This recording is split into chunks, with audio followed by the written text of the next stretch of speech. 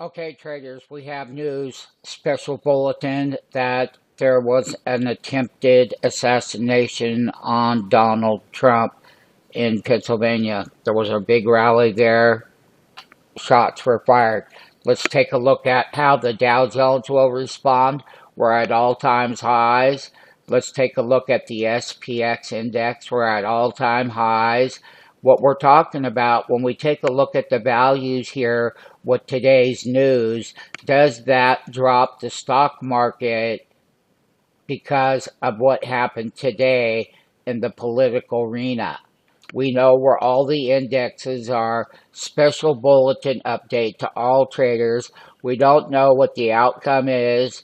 We don't want to speculate. We just want to take a look at where the markets are, where the headlines are, what the attempt was on Donald Trump as President of the United States.